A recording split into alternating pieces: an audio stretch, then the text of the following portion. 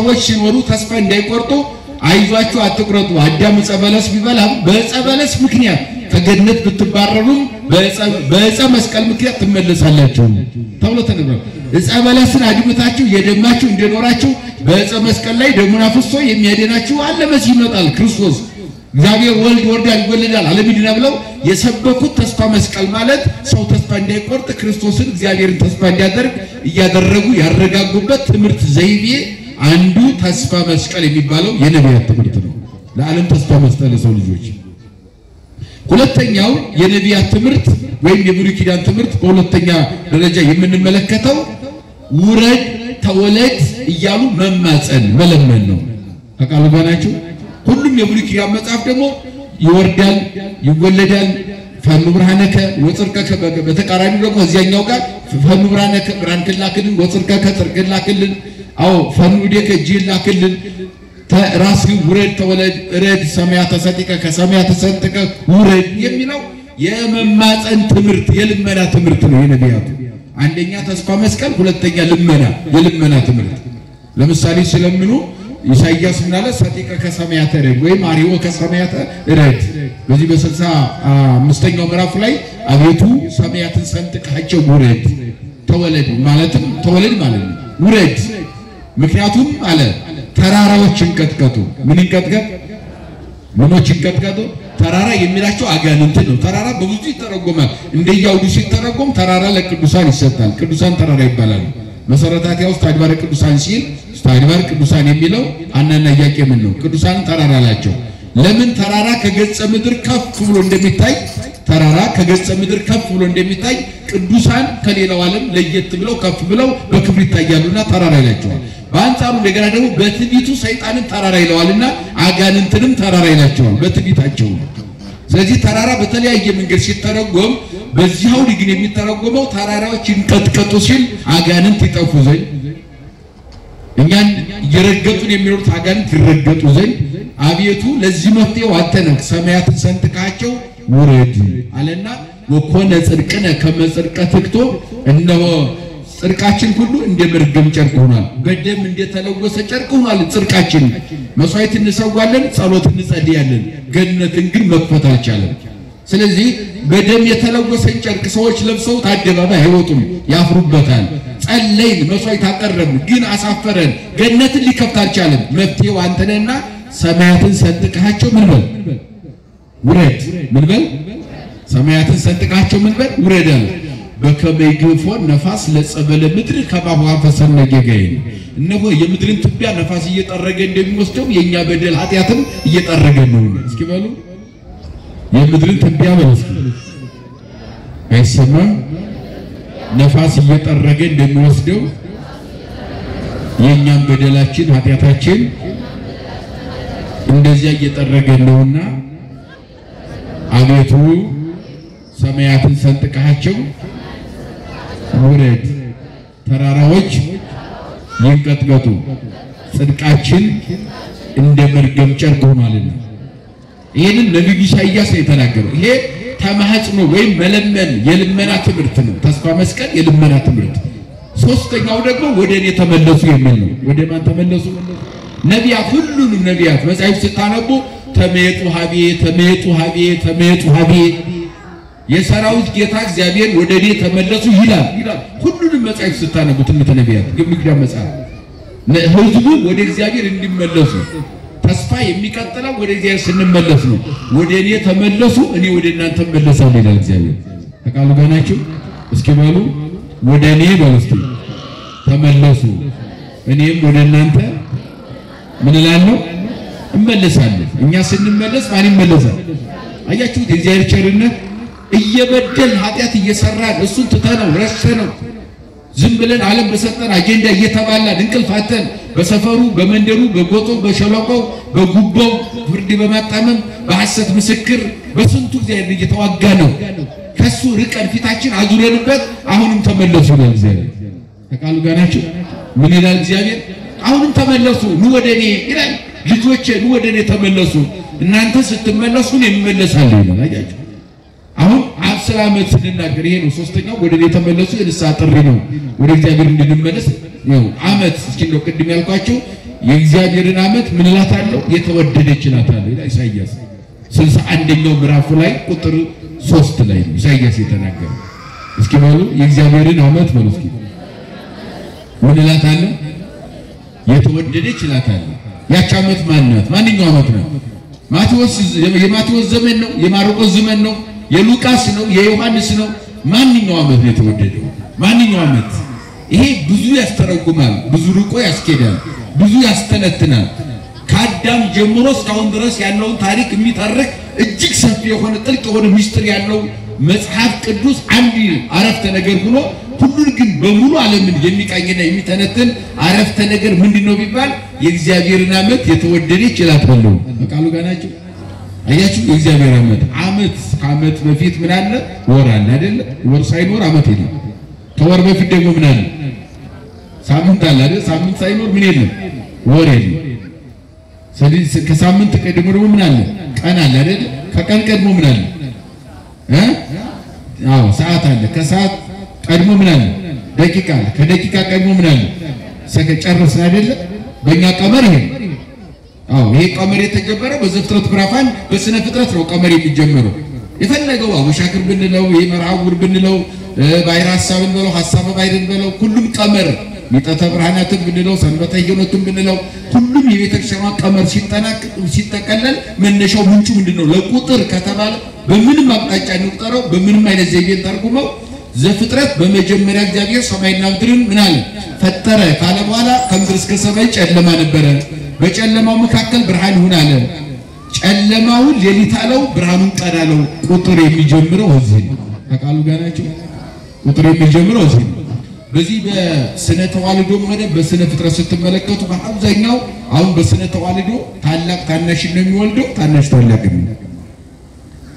እስኪ ንገሩኝ። አሁን በስነ ተዋልዶ ታላቅ ታናሽ ነው የሚወልደው፣ ታናሽ ታላቅ ነው የሚወልደው? ታላቅ ታናሽ ነው የሚወልደው። ይሄ በስነ ተዋልዶ በየትኛው ነገር ስንመለከት ይሄ ነው የሚወልደው። በቀመር ትምህርት የሚለየው የቀመር ትምህርት ታናሽ ታላቅ ነው እየወለደ የሚሄደው። እንደዚህ ታላቅ ታናሽን አይደለም። ታናሽ ታላቅን እየወለደ ይቀጥላል ማለት ነው። ለምሳሌ ደቂቃ የወለደው ምንድነው? ደቂቃ ከምንድን ነው የሚወለደው? ከሰከንድ ነው አይደል? ሰከንድ ነው ታናሹ። ግን ማንን ወለደ? ደቂቃን ይወልዳል። ደቂቃ ደግሞ ምን ይወልዳል? ሰዓትን። ሰዓት ምን ይወልዳል? ቀንን። ቀን ምን ይወልዳል? ሳምንት። ሳምንት ምን ይወልዳል? ወርን። ወር ምን ይወልዳል? ዓመት እያልን እንቀጥላለን አይደል? ስለዚህ ታናሽ ታላቅን እየወለደ በቀመረ ዘመን ሲቀመር በቁጥር በዚህ በቁጥር ትምህርት የኛ እንደዚያ ነው አስተምሮ ማለት ነው። ስለዚህ ዓመት ደረስ ማለት ነው። ይህንን ከሰከንድ ጀምሮ ዓመቱን ሙሉ እንድንኖር መቼም ጽድቅ ሰርተን አይደለም አይደል? በጽድቃችን አይደለም፣ በመልካምነታችንም አይደለም፣ በማንቸርነት ነው። ዘመን የተሰጠ ልዩ የእግዚአብሔር ጸጋ ለኛ ለሰው ልጆች ቁጥር አንድ ምንድነው ከተባለ ዘመን ነው። በዘመን በዚህ በዓመት ውስጥ ምንንማር? ትምህርት ያልተማረው ትምህርት ይማራል አይደል? ቅድም ተስፋ ያልኳችሁ ተስፋ የሌለው ሰው የለም ያልኳችሁ ለዚህ ነው። ለምሳሌ ያልተማረ ሰው ቢኖር ነገ እንደሚማር እርግጠኛ ነው አይደል? ይሄ ተስፋ ይባላል። ምን ይባላል? ዛሬ ገንዘብ የሌለው ነገ ምን ይላል? ያገኛል አይደል? ዛሬ ያልተሾመው ነገ ይሾማል አይደል? እግዚአብሔር የነሳን ነገር እኮ የለም፣ ሁሉ ሰጥቶናል። ሁሉም ግን በጊዜው ይሆናል። በእኛ ቀመር አይደለም፣ በእግዚአብሔር ቀመር፣ በእግዚአብሔር ጊዜ ማለት ነው። አሁን ተስፋን ሲተረጉሙ ሰፊ ትንታኔ ያለው በአባቶቻችን ትርጓሜ ይሄ ኢራቅሊስ የተባለው ልጅ ሲተረጉመው ተስፋን ምን ነው የተረጉመው መሰላችሁ? ተስፋ ምንድነው ብላችሁ ከጠየቃችሁኝ በድቅድቅ ጨለማ ውስጥ የሚታይ ረቂቅ ብርሃን ነው ይላል። ተስፋ በእኛ አባቶች ፍልስፍና እስኪ በሉ ተስፋ ማለት በሉ እስኪ በድቅድቅ ጨለማ ውስጥ የሚታይ ረቂቅ ብርሃን ነው። ምን አልኳችሁ? ተስፋ ማለት በድቅድቅ ጨለማ ውስጥ የሚታይ ረቂቅ ብርሃን ነው። አሁን ተስፋን አወቃችሁት አይደል? አሁን ጨለማ ውስጥ ነው ያለነው አይደል? ግን ምን እናያለን? ነገን እናያለን አይደል? አሁን ነገን የማያይ ሰው አለ እዚህ ቁጭ ብሎ አለ እንዴ? እንደምናይ እኮ እርግጠኛ ነን እያልኳችሁ ነው። እርግጠኞች ነን አይደል? ነገን እንደምናየው እርግጠኛ የሆነው በማን ነው? ስለዚህ እግዚአብሔርን የሚያምን ሰው ተስፋ ቆርጦ ማለት ይሄ ነው። ጨለማ ረቂቅ ይሄ ግዙፍ ጨለማን ገፎ ረቂቅ ብርሃን ይሰጣል። ረቂቁን ብርሃን አሳለፈ፣ አሁን ጨለማን ሰጠ። ሁሉን በጊዜው ውብ አድርጎ ሰራው። ብርሃኑም ጨለማውን ውብ አድርጎ ሰጥቶናል እግዚአብሔር። ለምን ጨለማ ባይኖር ረፍት የለንም አይደል? ረፍት አለ። ለረፍት ጨለማ ሰጠን። ጨለማ በአንጻሩ ደግሞ እግዚአብሔር ውብ አድርጎ የሰራው ስንል ጨለማ የአራዊት ቀናቸው ነው። ስራቸውን የሚሰሩት አራዊት አሁን ነው የሚወጡት። እኛ ስንገባ እነሱ ይሰራሉ። ከሰው ጋር የማይስማሙ ፍጡራን ወጥተው ስራቸውን ይሰራሉ፣ ተግባራቸውን ያከናውናሉ። ያን ካደረጉ በኋላ እኛ ደግሞ ወደ ተግባር ስንቀየር ጧት ወደ ተግባር ስንሄድ እነሱ ደግሞ ጨለማ ነው፣ ቀኑ እንደ ጨለማ ነው፣ የረፍት ጊዜያቸው ነው ማለት ነው። ስለዚህ ጨለማ ላይ አሁን ላይ ሆነን የነገውን ቀን እርግጠኛ ሆነን እንደምናይ እያየነው እንዳለ ነገ እንደሚመጣ እርግጠኞች እንደሆን ተስፋ ማለት ዛሬ ያጣነው ነገ እንደምናገኝ እርግጠኛ ሆኖ መኖር። እርግጠኛ የምንሆነው ደግሞ ዋስትናችን ማን ብቻ ነው? እግዚአብሔር ነው ማለት ነው። ለምሳሌ አሁን ሰው ሲተኛ ራስን ለማን ነው አደራ የምንሰጠው? ስንተኛ ለእናቱ ይሰጣል አደራ አለ እንደ ሲተኛ እናቴ አደራ ብሎ ይተኛል፣ አባቴ ብሎ ይተኛል፣ እህቴ ወንድሜ ብሎ ይተኛል? የለም። ስለዚህ ራሳችን አደራ የምንሰጠው ለማን ነው? ታማኙ ማይተኛው የማያንቀላፋው ትጉህ እረኛችን ብቸኛው ጠባቂያችን ከእናት ማይፀን ጀምሮ እስከዚህ ድረስ የጠበቀ ማን ብቻ ነው? ክብርና ምስጋና ለስሙ እግዚአብሔር ብቻ ነው። ሌላው ተስፋ ሲተረጎም ሌላው ሊቅ ደግሞ ሳዊሮስ ዘስሙናይ የተባለው ሊቅ ተስፋ ሲተረጉም ምን አለ? ተስፋ ማለት በተንጣለለ ባህር ውስጥ የሚታይ የብስ መንገድ ነው ይላል። እስኪ በሉ ተስፋ ማለት ነው እስኪ በተንጣለለ ባህር ውስጥ የሚታይ የብስ መንገድ ነው። ምንድነው አለ? በባህር ውስጥ የሚታይ መንገድ ይታያል። አስቡት። ይሄን ደግሞ ያኛውን ለማለትና ለሌሊት ሊቁ ሲተረጉመው ተስፋን፣ ይሄኛው ደግሞ በተንጣለለ ባህር ውስጥ የሚታይ የብስ ነው ሲል ወደ ኦሪት ዘጸአት ምዕራፍ 14 ላይ ይወስደናል።